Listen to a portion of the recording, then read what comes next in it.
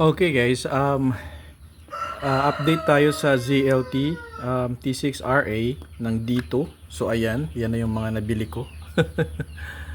Lima na. So ito yung isa, yung modified na merong ano. So merong nagtanong meron kasing common issue talaga na talagang napansin ko din is yung ano niya ay yung dito nga pala guys, nilagyan ko lang siya ng sticker nung kasali niyang sticker sa box. Para lang para hindi makita yung dito, pero kayo sticker naman siya di.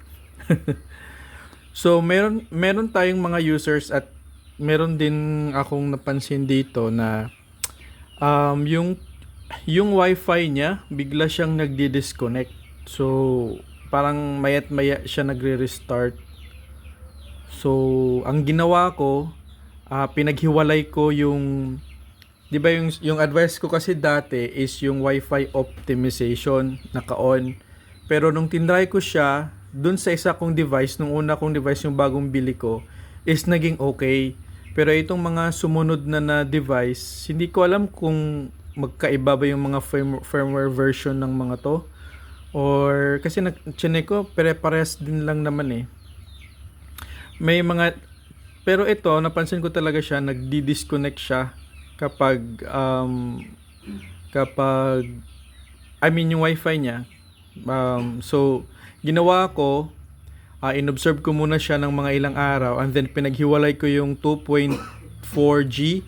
'Di ba dito nakalagay dito guys is 2.4G tsaka sa 5G na SSID niya. So ito yung wifi name niya, SSID. So pinaghiwalay ko siya, pero ganun pa din. So feeling ko meron tong issue tong mga devices na to sa 5 gigahertz. Yung may 5 gigahertz na SSID. Kasi tinurn off ko yung 5G, tapos ang ginawa ko is yung isa lang, yung 2.4 lang yung ginawa kong available. Kumbaga ito, dito siya sa, yung makikita dyan is isa lang. Ayan o, yung isa lang. So napansin ko dito is naging stable. Naging stable siya. Naging stable yung 2.4G ako nakakonect. Malawak kasi yung range ng 2.4G compare sa 5 gigahertz na Wi-Fi.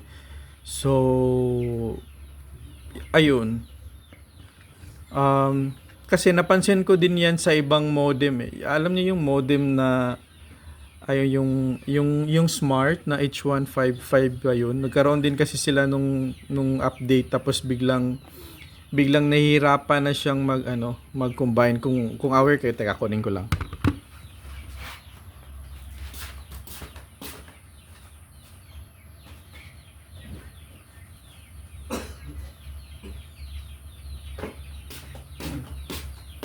Kung familiar kayo sa mga modem na to, ito din yung mga trending ng PLDT at Smart, yung mga ganito.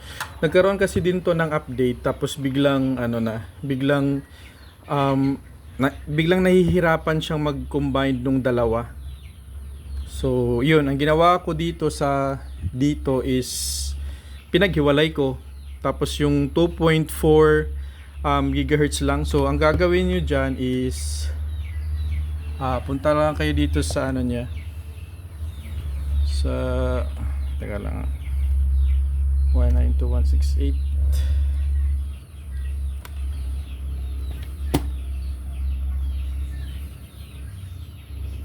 Oops, mali yung password. Teka lang.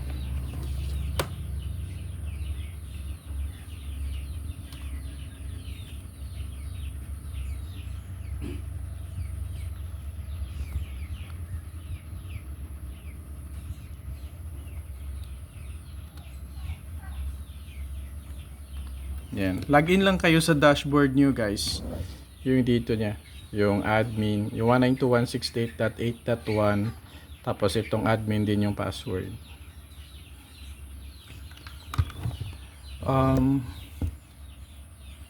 Tapos punta lang kayo dito sa sa may wifi niya. Yan, wifi. Tapos ito kasi naka-on to dati tapos ni-remove ko na lang. Tapos itong sa 5G, i-off nyo na lang to. Yan, save. Kasi itong 5G wifi niya parang hindi ko alam kung ewan ko anong nangyayari dyan. Basta pag naka-on siya, may mga devices din kasi ako na okay naman yung 5 GHz wifi niya. Pero may mga, basta pag nagkaroon kayo ng issue sa mga ganito ninyo guys na ewan ko kung may fix na ba, wala pa yata sigurong bagong update ng firmware. Nyo lang, i-off nyo lang yung 5G wifi, tapos yun na. Yung sa akin kasi naging okay naman siya.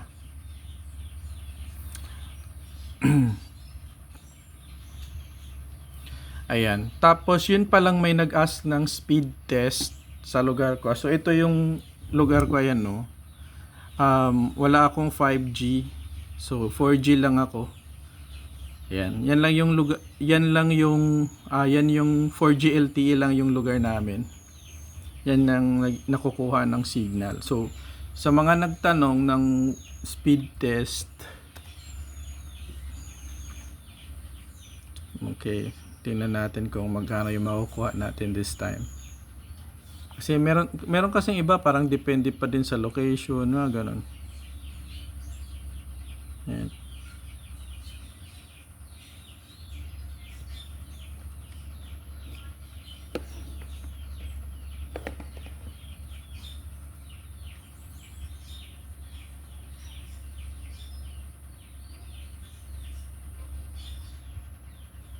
Ayan, 31 Mbps. Pag naka-connect ako dito sa 2.4 GHz, try nating kumonect doon sa may 5 GHz niya na wifi. Ay, hindi pala siya naka-on. So, wifi 5 GHz. On natin yung, ano ba yun? Ayan. Subukan lang natin i-on.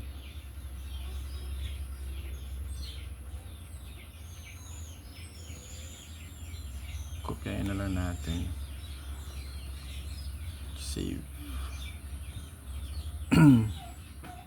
Kasi feeling ko it's either of the two eh. Hindi ko pa rin na-try na kung 5 GHz lang ba yung dapat na i-on tapos i-off yung 2.4. So ang gagawin natin, try nating i-off, naka-on na tong 5 dito 5, yung 5 GHz niya. I-off natin tong itong 2.4 GHz niya, then mag-speed test tayo.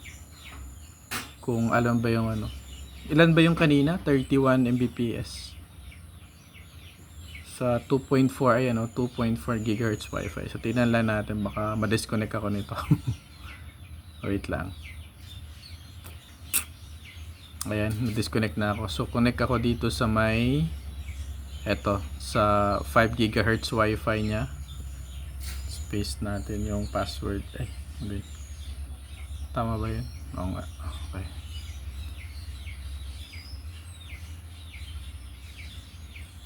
Tingnan natin kung may pagkakaiba.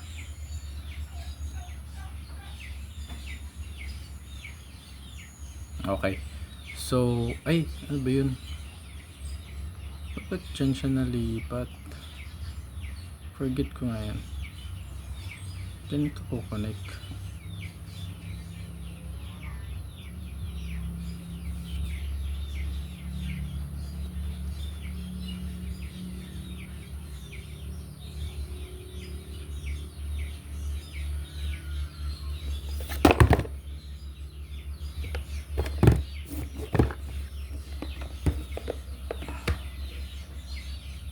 Can't connect to this network. Ayun, nag-i-error nga talaga siya. Baka ito na yung problema na siguro to. Isa pa. Bakit ayaw niya mag 5 GHz wifi?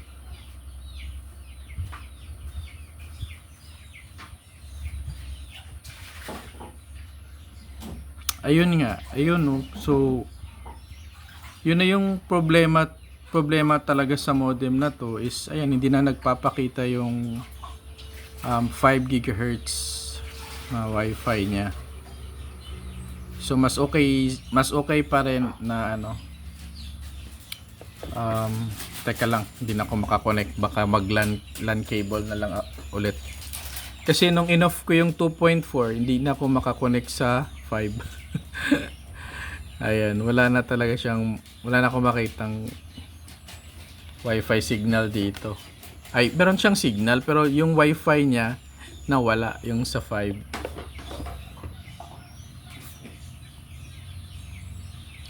LAN cable ko lang, wait lang. Ayan, so gagamitan ko lang siya nito kasi hindi na ako makakonect.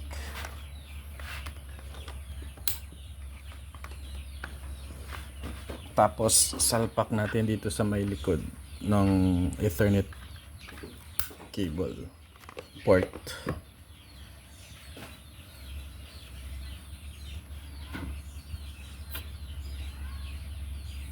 So wala talaga siya, nawala yung 5 gigahertz wifi.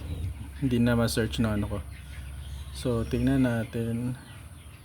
Ayan, nakakonect na ako via LAN cable. So dito na ako nakakonect, guys. So ayan.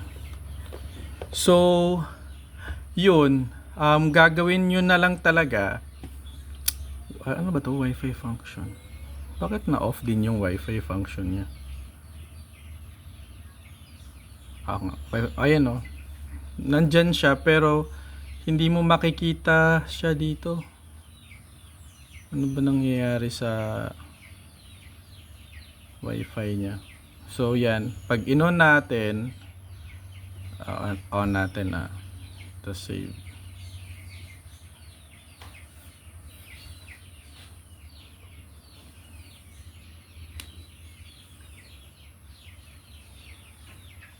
Ayan. So dito makikita na natin siya. Ayun. Makikita na natin tong dito 2.4.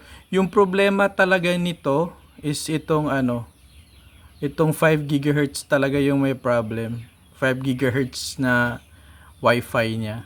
So mas mabuti na i-off nyo na lang to. I-off nyo na lang yan para maging stable yung wifi nyo.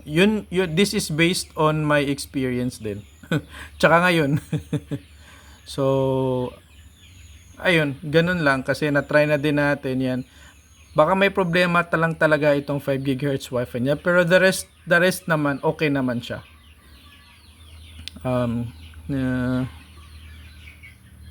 Ayan. So nandito na siya yung 2.4 ito. Ayan. Pero mag-speed test ako. Baka may magtanong kung mabilis ba siya using the LAN cable. So naka LAN cable ako ngayon, connected, then try ulit natin mag speed test.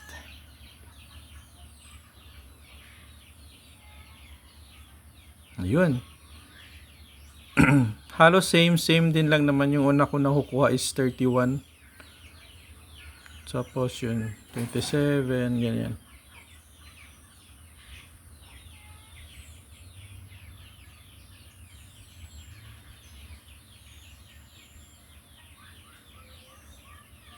Ayan. So, halos same din lang naman sa LAN cable tsaka yung wifi niya. So, yun guys, ganoon lang yung gawin ninyo. Yung regarding sa unstable yung wifi niya. I-off nyo lang yung 5 GHz wifi, then yung 2.4 GHz lang yung i-on nyo. Tapos, yun, makikita nyo na. So, again, dito lang siya sa may wifi. Tapos, itong 5 GHz, i-off nyo lang to dito. Yan, ganyan. Di ba naka-on yan? I-off nyo lang ito dito. Tapos save. Tapos ito na lang siya, makikita nyo. Yan. Yan. Ayan, okay. So if you have any question guys, feel free to comment. Pasensya na po sa mga hindi ko ma-replyan agad. So I will wait din kung meron bang may fix kaya nito or may update kaya nito. Tingnan natin kung ano yung, kasi meron siyang system upgrade dito baka mag-release sila ng firmware, mga ganun. So system, tingnan natin kung paano ba makikita yung ano dito, yung version. Nakita ko na to dito dati. Ayun, software version 1.1.30. So, tingnan natin kung may mga bagong version ba na lalabas. Okay? So, thanks again guys, and feel free to subscribe, like, and like. Pag may question lang kayo, tanong lang kayo dyan, I will answer as much as possible. So, yun. Ano pa ba? So, ayun na nga. Tsaka na tayo mag Q&A dito. Mag-upload ulit ako ng bagong video. Thank you guys!